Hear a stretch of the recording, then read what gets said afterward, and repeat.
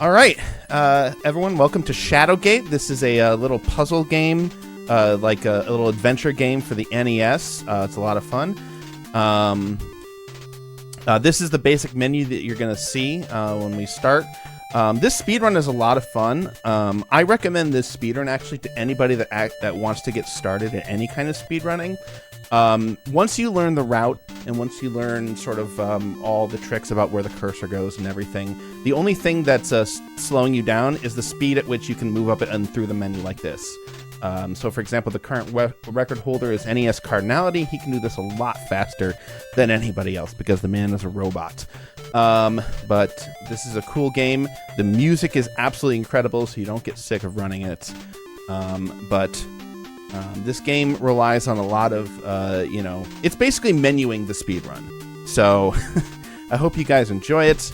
Without any further ado, we're going to get going in the actual speedrun. I will explain what's going on in the game, but pay attention because things are going to come at you fast. And the timing is ready to go in 3, 2, 1, go. Okay, we've been sent here by the wizard Lakmir to kill the dreaded Warlock Lord who's going to use his magic to raise the behemoth from the depths, and only we can stop this. The first flaw in the Warlock Lord's plan is leaving his hide key in the skull above his door here, so we're going to take that. We're going to enter the castle Shadowgate. The key is into this room. There's his eyes. He's going to tell us that there's no way we can win, and that pitiful wizard Lakmir was a fool to send us. We're going to get through the key here by going in the room. You notice where my cursor is. I have it there so I can hit this entrance and open a thing there. I'm getting this torch. You notice that torch looks a little bit different. We'll use it later. You're going to see why in a second. We're going to open a book. Oh, look, it's another hide key inside the book. We're going to grab that, and we're going to go get our spoils. That is the key to this closet, which has some cool stuff in it. All right, we're going to get ourselves a sword and a sling. And we're getting out of here. And we're going to go back through. And we're going to continue on checking out Shadowgate, Castle Shadowgate. Now, we take advantage of a lot of default verbs, so if you're not selected like look or take or speak or anything like that, it'll default to certain things. We take advantage of that. So we need one of these stones later. And, of course, there's a waterfall. There's got to be something behind it. Oh, look, that stone looks interesting. We're going to hit it. That's the only time in the game you need to use the hit command. Pow! And we're going to open this tag here. And it's going to hang 3 large jewels. We're going to need all of them. We're going to use the white gem, the red gem, and the blue gem. All American gems. We're going to go through here. Back to the waterfall. We don't need that room anymore. That stairwell is permanently blocked. There's no way you can get through there in the game. That's just the red herring. We're going to move into this room. We're going to check this out. First, we want to put our stone in our... Put our stone in our sling. And then use the white gem on here to make this sphere appear. This is the air conditioning sphere, and you'll see why that sphere is here in a second. It's because there's a huge dragon out here, so we're going to need this shield first to stop that from killing us. Good thing I did not grab that skull. That would be a reset or something, because... And then we need the hammer, the shield, and the spear. Having the skull would mess us up. We're going to go back through here. It tells you the room now smells like rotting meat now that the air conditioning sphere is no longer in there. We're going to use that to get this key. We want to get that key, but the shark will stop us, so we just freeze the lake with the sphere. But we also want the sphere later, so we're going to melt the lake, and that's going to cause the sphere to float up to the top so that we can grab it as well. So we're going to go in and take this key from the skeleton and take the sphere. Okay, and we're going to go back through here. We're going to go check out this... stone that we opened here. We're going to want to take this arrow because we're going to need it later. And there's no way out of here except for this secret torch, which is actually a lever. Now we're going to go through here, and uh-oh, we've got a wraith. But luckily, remember that weird colored torch that we saw earlier? Well, we're going to use it, and it's going to kill the wraith. And then we're going to want this torch. I've messed up because I needed to light this torch earlier. That scary music you hear, that music indicates that our torch is about to go out and we will die if our torch goes out because there's scary stuff here. So we're going to use the blue gem here, and another wizard is going to appear. And this wizard is not the wizard that sent us, it's a different wizard, but he is going to give us a scroll. We're going to read it, and we're going to get our first spell, which is called Humana. And we're going to get out of here. And then we're going to read this sign here. Epor, Epor, it's some kind of magic word. It is rope backwards. And we're going to use that to cast a rope spell, which will allow us to get out of this room going up. Okay, I'm going to bring us to this room here. But first we need to have get some stuff out of here. There's a mummy right here. And that mummy is going to be an issue because it has a scepter inside it that we want. Having trouble getting that thing there. But now we want to put this cloak on because we're going to need it in the next room. We also need to take this broom. We're going to need to use that later. Now we've got 3 mirrors in front of us. Only the middle mirror works for us. It's got a door that's locked with key 3. But if you kill the other 2 mirrors with the hammer, one cuts you up, and then the other sends you into space because that's what wizards have and warlock lords have in their dungeon, I guess. We just used the air conditioning sphere to put out all those fires. So now a troll is asking us to go across the bridge. So we're going to do what we do with all trolls and deplatform them. We're going to go through here, and we see a Cyclops blocking our path. Luckily, we already put our stone in our sling. Hit the thing with it. And because we don't want him to come back, we're going to just stab him while he's down with the sword. We're going to use this crank to open the... to pull up this bucket, look in the bucket, get the gauntlet, and get out of here. Okay, we're going to move here. And we're going to open this thing here. We're going to read our scrolls. This gets us 2 scrolls that we need. It's going to give us Terra Tarak, and this is going to give us Illumina, which we're going to need later. And we're also going to need the Key 5 and the glasses that are in here. So now we're going to go through. Oops, I went the wrong way. And we're going to use the red gem to get through here. It's behind the bookcase, and we are presented with the globe. The globe is locked tight, but if we use the spell Tarak, the globe will open, and we need to open it physically as well, and that's going to get us key number 6, and it get us through here. But we are still missing something. Whoops. And we need to put all our stuff on. So we need to put the gauntlet on, and we need to put the glasses on. And now with the glasses, we need to read the book, and that's going to get us our last spell, which is Motari. And then we nothing else we need in this room after that. Alright, so we're going to move on to the next room. We'll come back to here later, but first we need to get into here. And, whoops, I forgot to light a torch in the previous room. We're fine. That's take a hit there in time. But we've got the flute, and we use the gauntlet to be able to reach it, and we played the flute. That sound the flute makes is actually the theme from Deja Vu, a different game that they made, but that also opens that up, and we get the ring, which we're going to need later. We're going to use this handle on this stone there that's going to reveal some water. We also need this bottle, too. It's the only bottle in the game that you actually need. Everything else is either a red herring or will kill you. Pretty much anything in this game will kill you. Okay, we're going to go through here. Oh, what? That looked like a hole in the carpet, so we're going to open that up. What is that? Oh, it's another hide key. So we're going to use this key to open this door. And then we're going to want to open all the other doors here.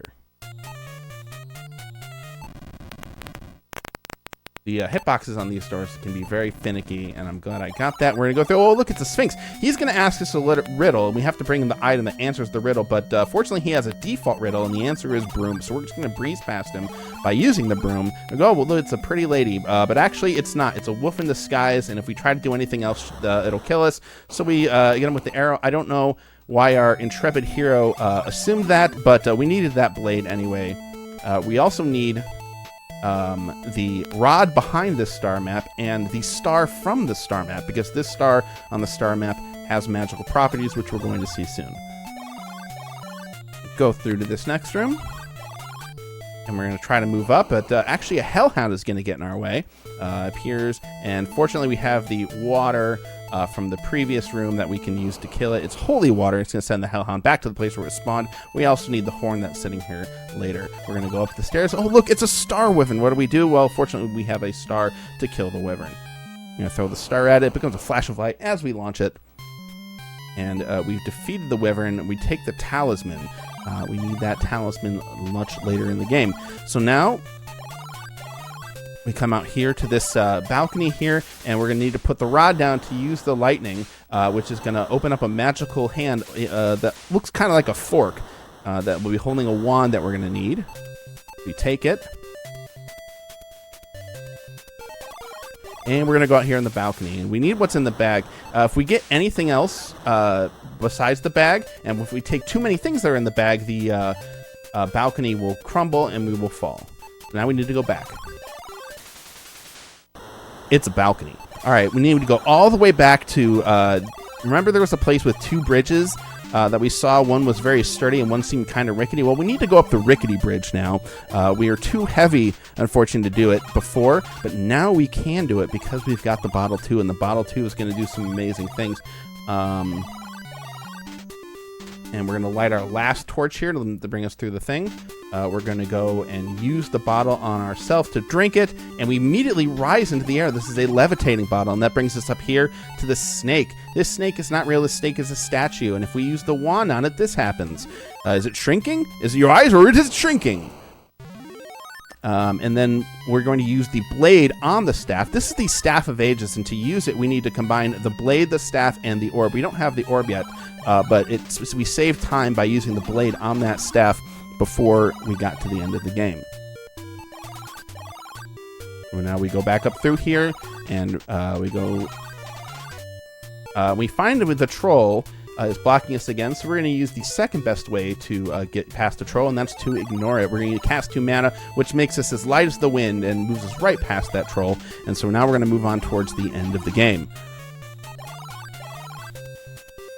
We come here when the skeleton looks like a king, and what better for a king than having and giving him a scepter. And that's going to get open that panel and reveal a ring-shaped hole, which we will then use the ring on.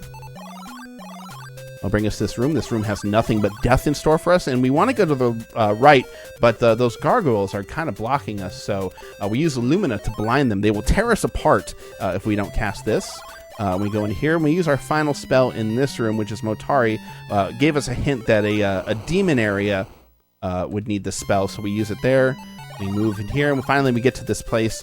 We've got some switches here, and we're going to switch them, and that'll open this thing. How did you know how to do that? Well, if you look at the Sphinx room, it's actually scrawled on the stairs the order you're supposed to hit those switches. This will give us the orb, which will finally give us the final piece to the Staff of Ages that we need to use to defeat the behemoth. If you want to know, oh, how do you know how to do that? There's all kind of clues throughout the game that will tell you. Fortunately, our Illuminate spell is still in effect, and those things are still blinded. We're going to open this guy, and then we're going to use the orb on the staff to complete our Staff of Ages right here. I'm going to throw a big coin into the well, which will create a wind that will allow us to slowly descend down the well without dying. Now we're going to use this gong, and that will summon the Charon of the River Styx. Of course, obviously we give him a gold coin, and I don't know why I try to take the gold coin. But we're going to go through, and this is the end of the game. Other clues in the game told us that we had to use the talisman on the sword part here, so we're going to do that. And then we need to blow the horn to get in here, and this will take us to the final screen of the game, where the Warlock Lord is summoning the behemoth. We get 3 lightnings, 4 lightnings, 5, 6 lightnings. That's max lightnings. You can get 3 to 6. It's completely random, and it will slow any speed run down. There's the behemoth. What do? Well, we use the Staff of the Ages on it and time. And we're going to read the credits, as I like to do after a successful run of this game. So here we are. You pray as you raise the Staff of Ages that it has the power that the prophets claimed. The staff pulsates with power, and a beam of light explodes from it, striking the behemoth.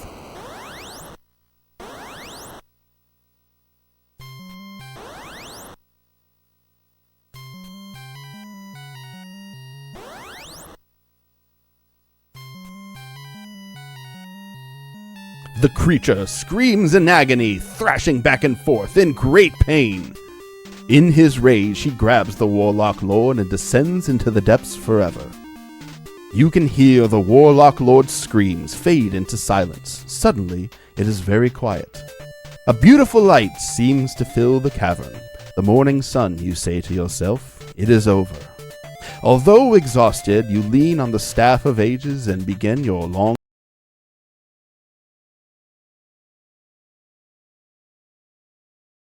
journey home. Word of your historic quest has already reached the furthest parts of the land. You are triumphantly greeted as you enter the gates of the royal city of Stormhaven. Moments later, you are ushered into the royal palace where you are greeted by the king. I know what thou hast done, brave one. The world would be dark forever without thee.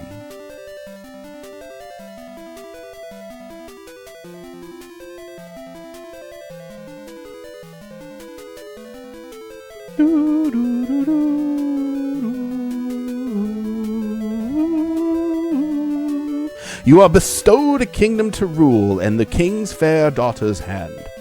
As you leave this throne room, you know that although this quest is over, others await. After all, the bards will need new legends to sing of and new tales to tell. The first stories end. Thank you so much, everybody, for watching. Thank you, Junkyard Dave, for inviting me to this marathon, allowing me to put this on, and for hosting the marathon in general. It's been a blast all day to watch everybody run. I forget what is next. I'm going to look at the schedule, and Flintstones are coming next. That sounds awesome. Thank you so much, and have a good day.